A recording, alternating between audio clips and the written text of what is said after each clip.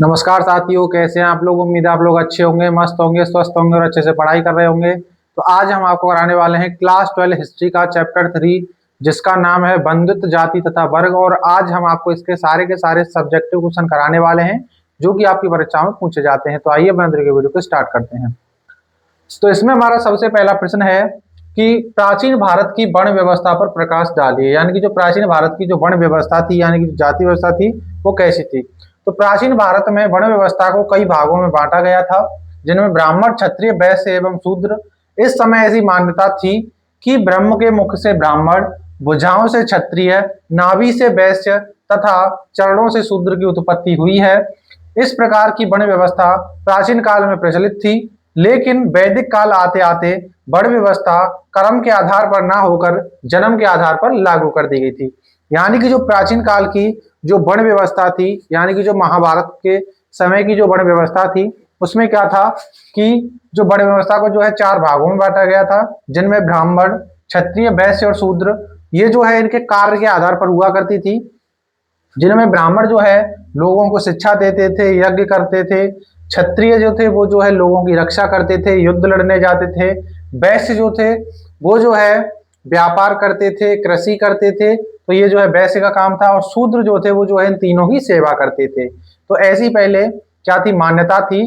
तो कि जो ब्रह्म के मुख से जो है ब्राह्मण की उत्पत्ति हुई है, भुजाओं से क्षत्रिय की उत्पत्ति हुई है, नाभि से वैश्य की उत्पत्ति हुई है और चरणों से जो है शूद्र की उत्पत्ति हुई है। इस प्रकार की जो वर्ण व्यवस्था थी वो जो है प्राचीन काल में प्रचलित थी। लेकिन जब वैदिक काल आया तो वर्ण व्यवस्था को जो है कर्म के आधार पर ना करके बल्कि जन्म के आधार पर कर दिया गया था। तो अब हमारा अगला क्वेश्चन है, प्राचीन काल के स्त्री धन को परिभाषित कीजिए। यानी कि जो प्राचीन काल में स्त्री धन क्या होता था। तो प्राचीन काल में स्त्री धन वह संपत्ति होती थी जिस पर पत्नी का पूर्ण अधिकार होता था और वह उसे अपने इस्तेमाल के लिए इस्तेमाल कर सकती थी। यह संपत्ति पत्नी को उसके पिता, माता, भाई, रिश्तेदारों या पति से विवाह के समय या बाद में प्रेम के प्रतीक के रूप में मिलती थी। स्त्री धन दहेज से अलग होता था क्योंकि यह महिला की एकमात्र संपत्ति होती थी और उस पर पति और उसके परिवार का कोई अधिकार नहीं होता था। स्त्री धन पर महिला का पूरा अधिकार होता था और वह इसे जरूरत पड़ने पर बेच भी सकती थी। स्त्री धन में पैसा, गहने, जमीन और बर्तन शामिल हो सकते थे।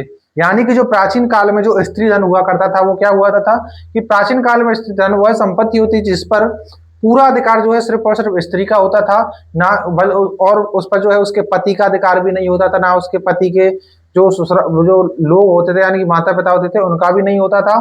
और ये जो पत्नी की जो संपत्ति होती थी उसको देता कौन था, उसके पिता के द्वारा दी जाती थी, माता के द्वारा, भाई के द्वारा, रिश्तेदारों के द्वारा या फिर अपने पति के द्वारा जो है उसको दी जाती थी। और इस पर सिर्फ और सिर्फ उसकी यानी कि जो स्त्री का अधिकार ही होता था और वो जो है जरूरत पड़ने पर इसको बेच भी सकती थी और अपने लिए इस्तेमाल भी कर सकती थी। अब हमारा अगला क्वेश्चन आता है, भारत की मूल कथा का जो संबंध है किससे, यानी कि जो महाभारत की मूल कथा है उसका संबंध किससे है। तो महाभारत की मूल कथा का संबंध कौरवों और पांडवों के बीच हुए युद्ध से है। यह युद्ध कुरुक्षेत्र में हुआ था और इसमें हस्तिनापुर के राजा धृतराष्ट्र के पुत्र कौरवों और उनके भाई पांडु के पुत्रों पांडवों ने भाग लिया था। यह युद्ध 18 दिनों तक चला था। महाभारत को वेद व्यास ने लिखा था। यह धार्मिक, ऐतिहासिक, दार्शनिक और पौराणिक ग्रंथ है। महाभारत में भगवान कृष्ण ने अर्जुन को युद्ध में कर्म करने के लिए प्रोत्साहित किया था। महाभारत के मूल संस्करण को जय संहिता कहा जाता है। यानी कि जो महाभारत की जो मूल कथा है उसका संबंध किससे है, तो ये जो है कुरुवंश के 2 यानी कि भाइयों के बेटों से है, जिनमें कौरव और पांडव थे। धृतराष्ट्र के जो पुत्र थे वो थे कौरव और पांडु के जो पुत्र थे वो थे पांडव। तो इनके बीच में ये महाभारत हुआ। 18 दिनों तक ये युद्ध चला जो कि कुरुक्षेत्र में हुआ था। और जो भगवान श्री कृष्ण थे वो जो है पांडवों के पक्ष में थे। उन्होंने ही जो है अर्जुन को जो है बताया कि क्या, कब और कैसे कैसे करना है। उन्होंने ही जो है उन्हें कर्म करने के लिए प्रोत्साहित किया। और जो महाभारत को लिखा था वो वेद व्यास ने लिखा था और इसका जो मूल नाम है वो है जय संहिता। अब हमारा अगला क्वेश्चन आता है महाभारत काल की वर्ण व्यवस्था पर प्रकाश डालिए।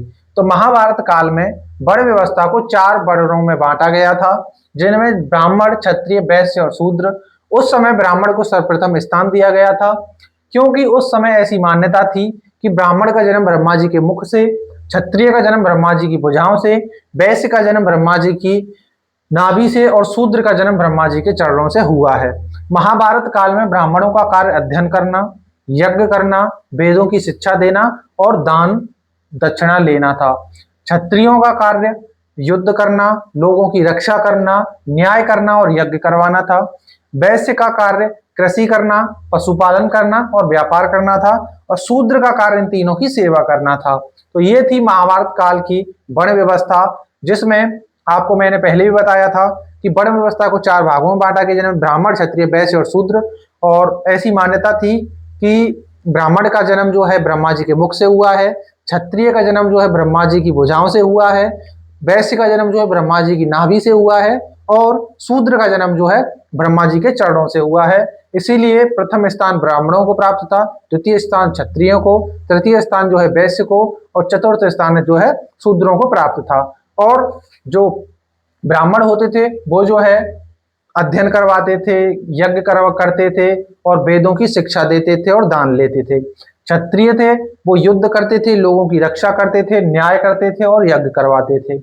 वैश्यों का कार्य था कृषि करना, पशुपालन करना और व्यापार करना। और शूद्रों का कार्य था इन तीनों की सेवा करना। अब हमारा अगला क्वेश्चन आता है प्राचीन काल के विवाहों के प्रकारों का वर्णन कीजिए। तो प्राचीन काल में जो है 8 प्रकार के विवाह थे, जिनमें प्राचीन काल में विवाह के 8 प्रकार बताए गए थे। ब्रह्म विवाह, दैव विवाह, अर्ष विवाह, प्रजापत्य विवाह, असुर विवाह, गंधर्व विवाह, राक्षस विवाह, पिशाच विवाह। इनमें से ब्रह्म विवाह को सबसे श्रेष्ठ माना जाता है, जबकि पिशाच विवाह को जो है सबसे खराब माना जाता है। यानी कि जो प्राचीन काल में 8 प्रकार के विवाह हुआ करते थे, जिनमें ब्रह्म विवाह को सबसे सर्वश्रेष्ठ माना गया और पिशाच विवाह को जो है सबसे खराब विवाह माना गया। तो ब्रह्म विवाह क्या होता था? तो ब्रह्म विवाह में वर और वधू की सहमति होनी जरूरी है। इस विवाह में कुल और गोत्र का विशेष ध्यान रखा जाता था। ब्रह्म विवाह में शुभ मुहूर्त में विवाह किया जाता था और विवाह में वैदिक रीति रिवाजों का पालन किया जाता है। और ब्रह्म विवाह में कन्या को आभूषणों से सजाकर विदा किया जाता है। ऐसे विवाह को ब्रह्म विवाह कहते हैं। यानी कि जो ब्रह्म विवाह होता था यह सबसे सर्वश्रेष्ठ विवाह हुआ करता था। अब आगे आता है दैव विवाह। तो दैव विवाह प्राचीन काल का एक आदर्श विवाह है। इसमें पिता अपनी कन्या को यज्ञ कराने वाले पुरोहित या विद्वान को समर्पित करते थे। दैव विवाह धार्मिक उद्देश्यों की पूर्ति के लिए किया जाता था। आगे आता है अर्ष विवाह। तो कन्या पक्ष वालों को कन्या का मूल्य देकर सामान्यतः यानी कि गोदान करके कन्या से विवाह कर लेना अर्ष विवाह कहलाता था। आगे आता है प्रजापत्य विवाह। तो कन्या की सहमति के बिना माता पिता द्वारा उसका विवाह अभिजात वर्ग यानी कि धनवान और प्रतिष्ठित व्यक्ति के घर से में कर देना प्रजापत्य विवाह कहलाता था। अब आगे आता है असुर विवाह। तो असुर विवाह क्या था? विवाह एक ऐसा रूप है जिसमें दूल्हा अपनी मर्जी से अपनी क्षमता के अनुसार दुल्हन और उसके रिश्तेदारों को अपनी मर्जी से धन देने के बाद एक युवती को प्राप्त करता है। दुल्हन की कीमत चुकाकर किया जाने वाला विवाह आमतौर पर वर्जित माना जाता है। मनुस्मृति में इसे घोर पाप बताया गया है। यानी कि जो असुर विवाह था ये जो है असुर विवाह जो विवाह का एक ऐसा रूप था जिसमें जो वर होता है, जो दूल्हा होता है, वो जो है लड़की के घर वालों को धन देकर यानी कि उसे खरीद कर जो शादी करता है, ये जो है असुर विवाह कहलाता है और मनुस्मृति में इसे घोर पाप माना गया है। आगे आता है गंधर्व विवाह। तो हिंदू विवाह का एक प्रकार है जो 2 लोगों के बीच प्रेम और सहमति पर आधारित होता है, जिसमें परिवार की स्वीकृति, अनुष्ठान या गवाहों की आवश्यकता नहीं होती है। यानी कि जो गंधर्व विवाह होता है इसे हम प्रेम विवाह भी कहते हैं, जिसे आज के टाइम पर लव मैरिज कहा जाता है। ये भी आपको याद रखना है। अब आगे आता है राक्षस विवाह। तो यह विवाह तब किया जाता है जब किसी युवती को बलपूर्वक पकड़ लिया जाए या उसका अपहरण कर लिया जाए इस विवाह में युवती की सहमति और उसके परिवार की सहमति के बिना विवाह कर लिया जाता है। तो यानी कि ये कैसा विवाह होता है, ये होता है राक्षस विवाह। आगे आता है पैशाच विवाह। तो जब कोई पुरुष किसी सोई हुई या नशे में मानसिक रूप से कमजोर या घबराई हुई महिला के साथ बलपूर्वक शारीरिक संबंध बनाता है और फिर उससे विवाह करता है, ऐसे विवाह को पैशाच विवाह कहते हैं। यानी कि कोई व्यक्ति किसी स्त्री के साथ गलत तरीके से उससे साथ जोर जबरदस्ती करके उसके साथ संबंध बनाता है और फिर उससे विवाह करता है, तो ये विवाह जो है पैशाच विवाह कहलाता है। तो ये थे विवाहों के 8 प्रकार। अब आता है मनुस्मृति क्या थी, इसका संकलन कब हुआ। तो ये भी क्वेश्चन आपसे काफी ज्यादा पूछा जाता है।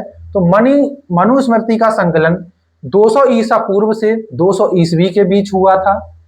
यह संस्कृत में लिखा गया एक प्राचीन धर्मशास्त्र और कानूनी ग्रंथ है। मनुस्मृति में कुल 12 अध्याय हैं और 2684 श्लोक हैं। इसे मनु और भृगु द्वारा कर्तव्यों, अधिकारों, कानूनों, आचरण, गुणों और अन्य धर्म विषयों पर दिए गए प्रवचन के रूप में प्रस्तुत किया गया है।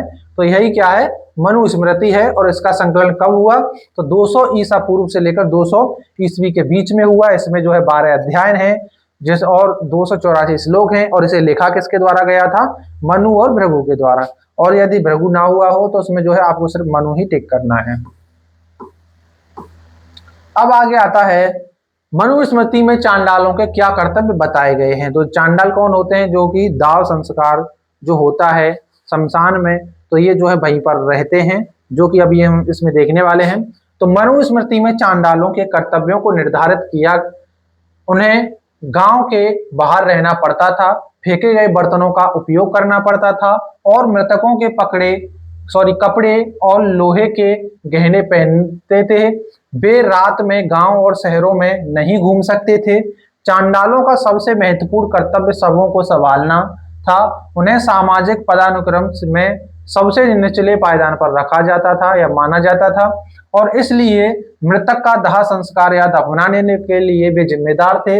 इस कार्य में अंतिम संस्कार की चिता तैयार करना, शव का दाह संस्कार करना और अंतिम संस्कार करना उनका कर्तव्य था। यानी कि जो मनुस्मृति में जो है चांडालों के कर्तव्य यही बताए गए हैं कि जो चांडाल थे वो जो है रात में जो है गांव और शहर में नहीं घूम सकते थे, मरे हुए लोगों के ही कपड़े पहना करते थे, लोहे के गहने के पहना करते थे और उनको जो है सबसे निचले पायदान पर रखा गया था। अब आगे आता है वैदिक काल की जानकारी के स्रोतों पर प्रकाश डालिए। तो वैदिक काल की जानकारी के प्रमुख स्रोतों में 4 वेद, जिनमें ऋग्वेद, यजुर्वेद, सामवेद और अथर्ववेद, ब्राह्मण, उपनिषद आदि शामिल हैं। वैदिक काल वैदिक सिद्धांतों के संग्रह और संहिताकरण की शुरुआत का प्रतीक है। वैदिक संस्कृति के अंत में सूत्रों की रचना की गई। वैदिक युग 1500 ईसा पूर्व से 600 ईसा पूर्व के बीच माना जाता है। यह 1500 ईसा पूर्व में सिंधु घाटी सभ्यता के पतन के बाद प्राचीन भारत में प्रकट होने वाली प्रमुख सभ्यता है। इसी काल में वेदों की रचना हुई और इसी से इस युग को यह नाम मिला था। यानी कि जो वैदिक काल है इसको 2 भागों में बांटा गया है, पूर्व वैदिक काल और उत्तर वैदिक काल। ये भी आपको याद रखना है, ये भी आपसे ऑब्जेक्टिव क्वेश्चन में पूछा जाता है। तो जो आपका पूर्व वैदिक काल है वो है 1500 बीसी से लेकर 1000 बीसी तक, 1000 बीसी। और जो आपका उत्तर वैदिक काल है वो है 1000 बीसी से लेकर 600 बीसी तक। ये भी आपको याद रखना है। तो यानी कि जो उत्तर वैदिक काल और पूर्व वैदिक काल, यानी कि पूर्व वैदिक काल, ये भी आपको याद रखना है। और ये है उत्तर वैदिक काल। यानी कि जो वैदिक काल था इसको कितने भागों में बांटा गया, 2 भागों में बांटा गया था। ये भी आपको याद रखना है क्योंकि ये दोनों क्वेश्चन आपसे कभी कभी पूछ लिए जाते हैं और ये भी हम आपको अभी कराने वाले हैं। और इसी काल में जो है वेदों की रचना हुई, जिनमें आपके 4 वेद हैं, ऋग्वेद, यजुर्वेद, सामवेद और अथर्ववेद। तो अब आपके ये सारे के सारे इस चैप्टर के जो क्वेश्चन थे यही समाप्त होते हैं। और अभी जो आगे चैप्टर आएगा उसमें आपको और भी जानकारी मिलेगी और उम्मीद है कि आपको ये अच्छे से समझ में आया हो। अगर आपको समझ में आया हो तो प्लीज वीडियो को लाइक कर देना। आप चैनल नए हो तो चैनल को जरूर सब्सक्राइब कर लेना। मिलते हैं अगली वीडियो में, तब तक के लिए जय हिंद, वंदे मातरम।